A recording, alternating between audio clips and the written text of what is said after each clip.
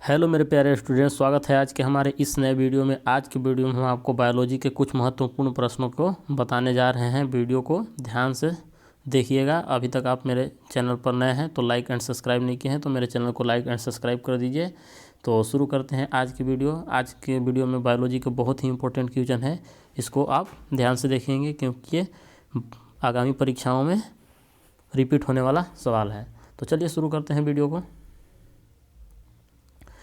मानव शरीर से जुड़े जरूरी तथ्य, यहाँ पे जैसे कि हेडिंग में लिखा हुआ है।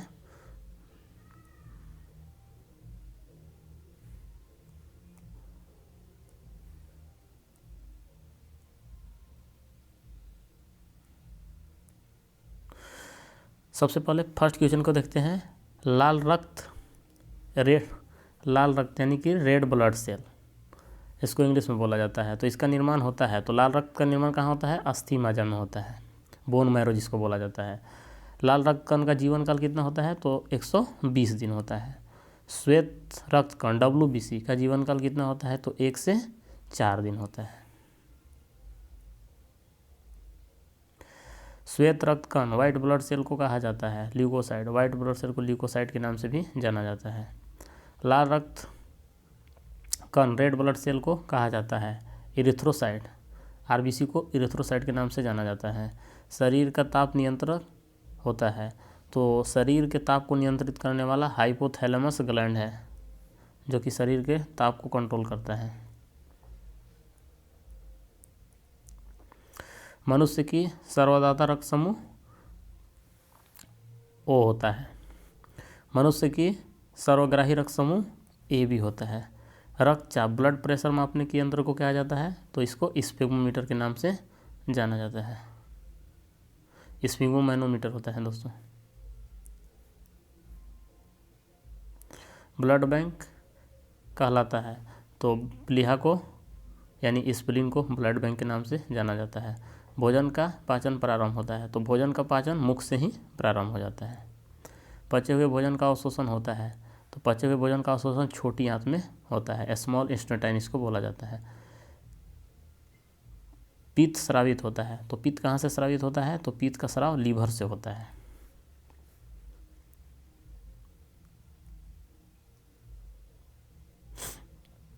सबसे छोटी ग्रंथि जिसको हम लोग मास्टर ग्लैंड के भी नाम से जाना जाता है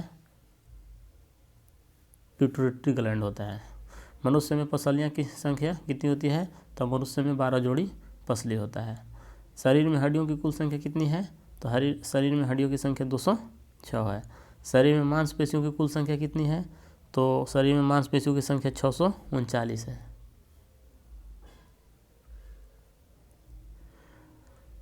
लार में पाया जाने वाला एंजाइम कौन सा है? तो लार में टाइलिन नामक एंजाइम पाया जाता है।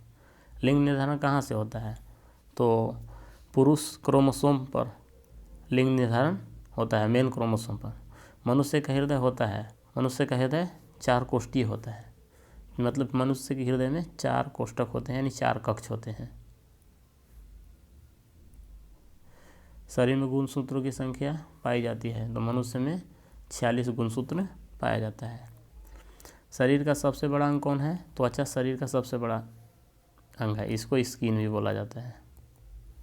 शरीर की सबसे बड़ी कोशिका कौन है? तंत्रिका कोशिका, जिसको हम लोग नर्वस सिस्टम के नाम से भी जानते हैं।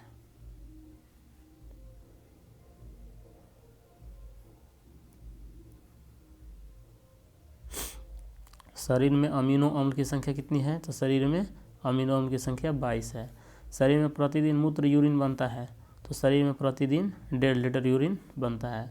मूत्र दुर्गंध देता है क्योंकि उसमें यूरिया के अंश होते हैं, यानी यूरिया के कारण मूत्र का गंध तीक्ष्ण और शार्प आता है, दुर्गंध। मानव मूत्र का pH मान कितना होता है? तो मानव मूत्र का pH मान 6 होता है। शरीर का तापमान सामान्य तो होता है, तो अगर फ़ारेनहाइट की बात करें तो 98.6 डिग्री फ़ारेनहाइट होता है, या सेल्सियस में 37 डिग्री सेल्सियस होता है। फ़ारेनहाइट 98.6 डिग्री फ़ारेनहाइट, और इसी को अगर सेल्सियस में कहा जाए तो 37 डिग्री सेल्सियस, या केल्विन की बात करें तो 310 केल्विन होता है। मानव शरीर में टीबिया नामक हड्डी पाई जाती है, तो टीबिया कहाँ पाया जाता है? पैरों में पाया जाता है।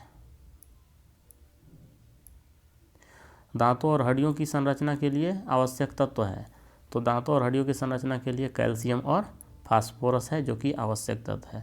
रुधिर को थक्का जमने में सहायक होता है, तो रुधिर का थक्का जमने में प्लेटलेट सहायक होता है।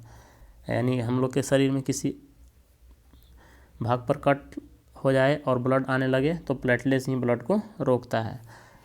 मस्तिष्क तथा सिर के अध्ययन से संबंधित है नेफ्रोलॉजी, यानी मस्तिष्क और सिर के अध्ययन को नेफ्रोलॉजी कहा जाता है।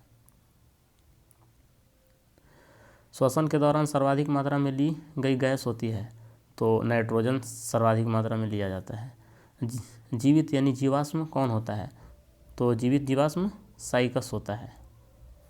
मिनीमाता रोग किसके कारण होता है, तो जल में मरकरी के प्रदूषण से मिनीमाता रोग होता है। मानव त्वचा का अध्ययन करने वाली विज्ञान क्या कहलाती है, तो यानी स्किन का अध्ययन डर्मेटोलॉजी कहलाता है। कीड़ों के अध्ययन करने वाली विज्ञान को कहा जाता है, तो कीटों जितना भी कीट है इंसेक्ट है उसका अध्ययन एंटोमोलॉजी कहलाता है। पीत यानी बाइल जूस किस अंग के द्वारा पैदा किया जाता है, निस्राव होता है, तो बाइल जूस का स्राव यकृत से होता है।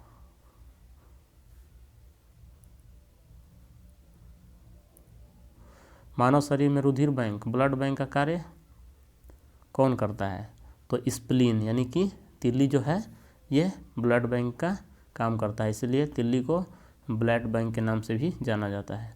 शरीर में हीमोग्लोबिन का कार्य होता है, तो ऑक्सीजन का परिवहन यानी कि ऑक्सीजन को कोशिका तक पहुंचाना हीमोग्लोबिन का काम है।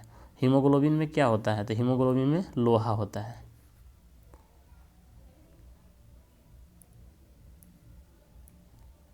मानव शरीर में खून किसके उपस्थिति के कारण जमता है, तो जमता नहीं है दोस्तों, तो हिपेरिन जो होता है इसके कारण मानव शरीर में खून जो है नहीं जमता है। हिपेरिन ब्लड को जमने से रोकता है। रुधिर के प्लाज्मा में किसके द्वारा एंटीबॉडी निर्मित होती है, तो लिम्फोसाइट के द्वारा एंटीबॉडी निर्मित होती है। लाल रक्त कणिकाओं यानी आरबीसी का शमशान कहा जाता है किसको, तो प्लीहा को आरबीसी का कब्रिस्तान कहा जाता है। शमशान या कब्रिस्तान एक ही बात होता है। तो लाल रक्त कणिकाओं का शमशान किसे कहा जाता है, प्लीहा को कहा जाता है। क्रेब्स चक्र यानी क्रेब्स साइकिल में किसका संश्लेषण होता है, तो क्रेब्स साइकिल में पायरुविक अम्ल का संश्लेषण होता है जिसको पायरुविक एसिड के नाम से जाना जाता है। मानव शरीर में यूरिया का निर्माण कहाँ होता है, तो मानव शरीर में यूरिया का निर्माण लीवर में होता है। रक्त की अशुद्धियाँ किस अंग में जाकर छनती है, तो ब्रीक में जाकर के छनती है, किडनी में। श्वसन की क्रिया कहाँ संपन्न होती है, तो श्वसन की क्रिया माइटोकॉन्ड्रिया में संपन्न होती है, यहीं से श्वसन की क्रिया पूर्ण होती है। तो इस तरह से हम लोग बायो के बहुत महत्वपूर्ण क्वेश्चन का स्टडी किए। ये एग्ज़ाम में बहुत बार आए हुए क्वेश्चन है, इम्पोर्टेंट है। तो दोस्तों इस क्वेश्चन को आप कंप्लीट कर लेंगे। वीडियो कैसा लगा, वीडियो अच्छा लगा होगा तो मेरे चैनल को लाइक एंड सब्सक्राइब कीजिएगा और एक प्यारा सा कमेंट सेक्शन बॉक्स में लिखिएगा और ज़्यादा से ज़्यादा स्टूडेंटों तक शेयर कीजिएगा ताकि इस वीडियो का लाभ सभी को मिल सके। खासकर जो रेलवे एसएससी ये सब के तैयारी करते हैं उनके पास ये वीडियो ज़रूर से ज़रूर पहुँचाइएगा। तो मिलते हैं नेक्स्ट वीडियो के साथ, तब तक के लिए धन्यवाद।